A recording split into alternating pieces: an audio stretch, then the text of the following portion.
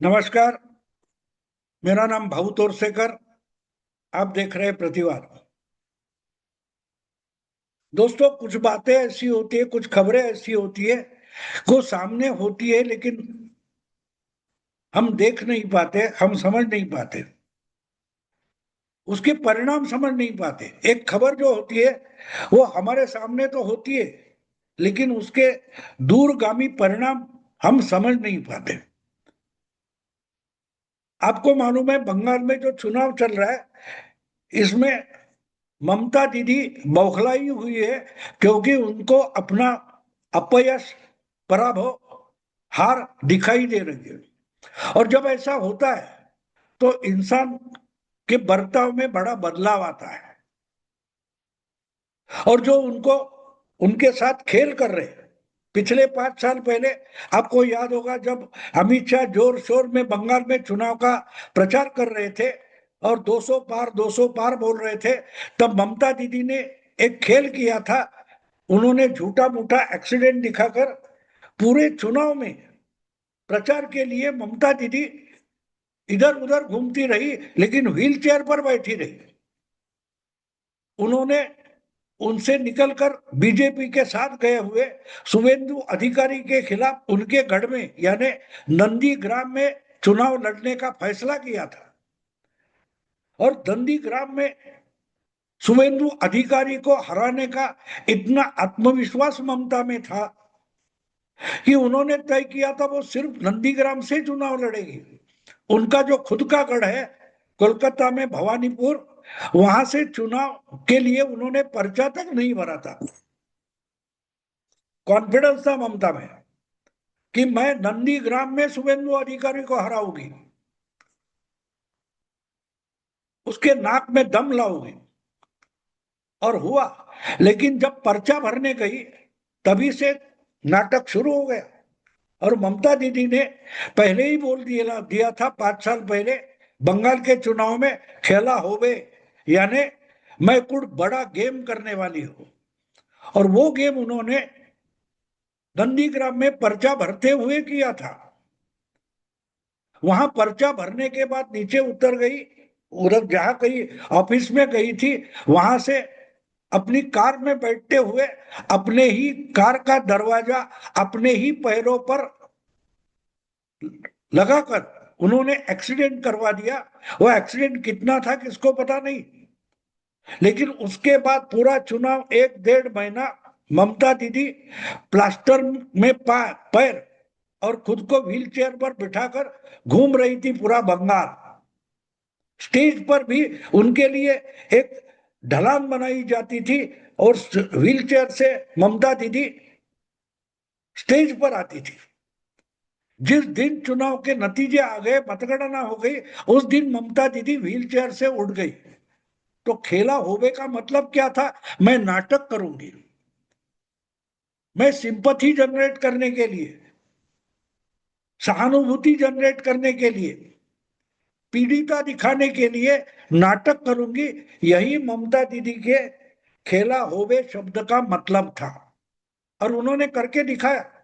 अर्थात एक बात तो हो गई, बीजेपी भले 200 पार ना कर पाई, बीजेपी भले बंगाल में 5 साल पहले अपना सरकार नहीं बना पाई, लेकिन जो बीजेपी तीसरे चौथे पांचवें नंबर पर थी बंगाल की विधानसभा में, वो वहां से जंप करके दूसरे नंबर पर आ गई। बंगाल में बीजेपी 5 साल पहले अचानक से 2 नंबर की पार्टी बन गई। ममता दीदी के लिए बंगाल में जो लेफ्ट फ्रंट या कांग्रेस असली अपोजिशन विपक्ष की पार्टियां थी, चैलेंजर थी, वो कहां पता नहीं लगा कि उनका सुपड़ा साफ ऐसा हो गया कि बीजेपी 2 नंबर की पार्टी बनी और लेफ्ट फ्रंट और कांग्रेस बंगाल की राजनीति से मानो ओझल हो गए। वही रिपीट हमने लोकसभा के चुनाव में देखा। तो कहने का मतलब ये है कि आज अगर ममता लड़ रही है तो अपनी अस्तित्व की लड़ाई लड़ रही है। उसको पता है कि 5 साल पहले सहानुभूति के कारण मुझे लोगों ने वोट दिया था, लेकिन 5 साल अपने पैर जमाने के बजाय मैं और मेरे कार्यकर्ता मस्ती करते रहे, दंगा करते रहे, गुंडई करते रहे, और आज बंगाल का वोटर मुझे माफ करने के लिए तैयार नहीं, और एक चांस देने के लिए बंगाली वोटर तैयार नहीं। ये ममता दीदी के समझ में आ गया है और इसलिए वो बौखले। लेकिन एक बात और होती है दोस्तों, जब आप किसी मैच में उतरते हो, किस लड़ाई में उतरते हो, तो आपका जो प्रतिस्पर्धी है, आपका जो दुश्मन है, वो विचलित हो, ऐसे गेम आप खेलते हो, उसको तो स्ट्रेटेजी बोलते हैं।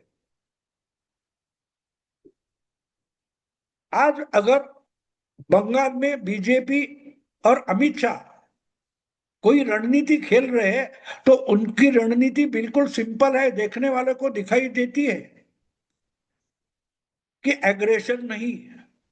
अगर ममता जो चाहती है वो करेंगे नहीं। ममता चाहती है कि ये लड़ाई मोदी वर्सेस ममता हो जाए, मोदी वर्सेस अमित शाह वर्सेस ममता हो जाए, लेकिन बीजेपी ने बड़े परिश्रम करके, मेहनत करके और प्रयास पूर्वक ये लड़ाई ममता और मोदी, ममता और अमित शाह ऐसे होने नहीं दिए।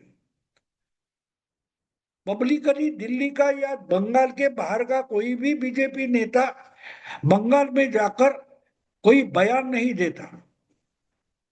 धर्मेंद्र यादव हो, भूपिंदर यादव हो, या बंसल हो, सुनील बंसल हो, या जो जो बीजेपी के प्रभारी है, वो डेरा डाले बैठे बंगाल में कुछ महीनों से, लेकिन पब्लिकली वो कोई स्टेटमेंट नहीं करते।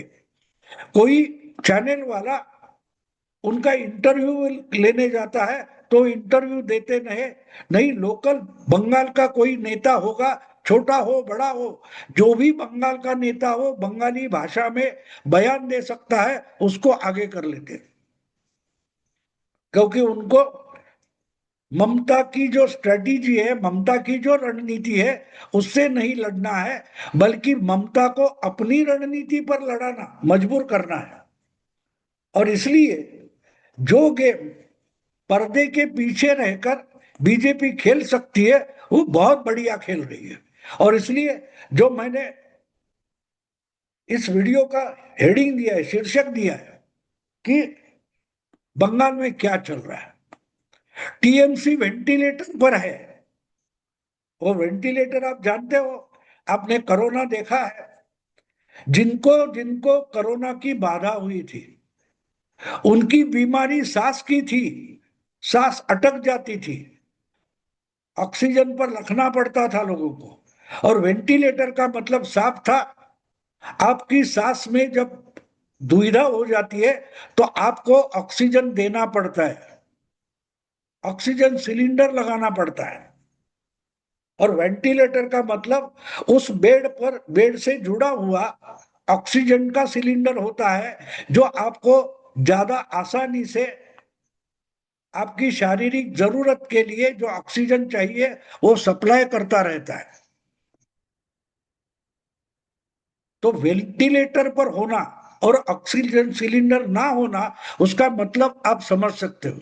आपको याद होगा कोरोना में अचानक से ये बीमारी आ गई और देश में फैल गई, तो हर राज्य में, हर शहर में जितना चाहिए उतना ऑक्सीजन सिलेंडर अवेलेबल नहीं थे, मिल नहीं पा रहे थे, जनरेट नहीं हो रहे थे। तो एक राज्य से उठाकर टैंकर के टैंकर ऑक्सीजन के यहां से वहां लेकर जाने पड़ते थे। पूरी रेल की गाड़ी टैंकर की यहां से वहां लिए जाते थे। तो वेंटिलेटर पर जो होता है उसके लिए ऑक्सीजन सिलेंडर की जरूरत बड़ी भारी होती है। और आज अगर टीएमसी अस्तित्व की लड़ाई लड़ रही है, मतलब वो वेंटिलेटर पर है।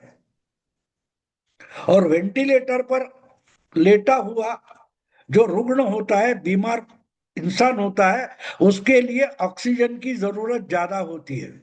और चुनाव में अगर कोई पार्टी या कोई कैंडिडेट वेंटिलेटर पर होता है, मतलब चुनाव के जो साधन होते हैं, चुनाव के खर्चे के जो पैसे होते हैं वही उस पार्टी के लिए, उस कैंडिडेट के लिए ऑक्सीजन होता है।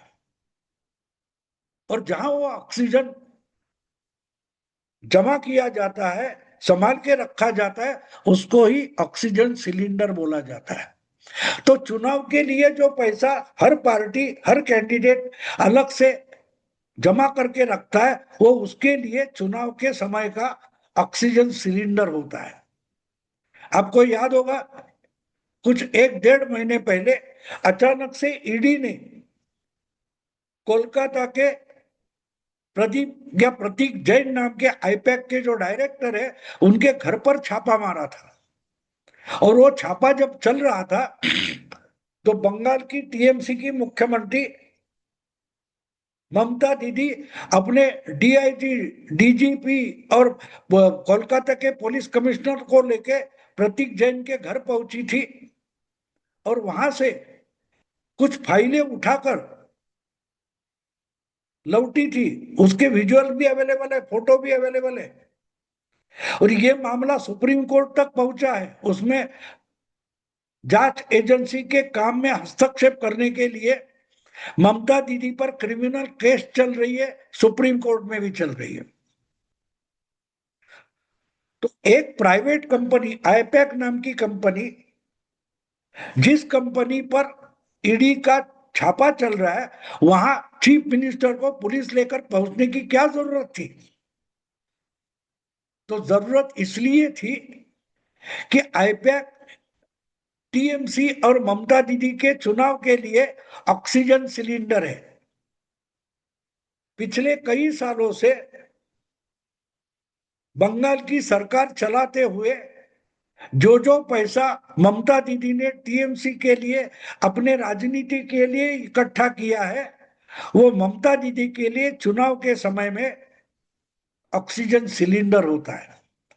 और वो ऑक्सीजन सिलेंडर यानी चुनाव के लिए अलग रखे हुए पैसे कहां कहां है, उसके सिलेंडर कहां कहां पड़े हैं, ये जानने वाले लोग सिर्फ आईपैक में है, ना कि टीएमसी में है।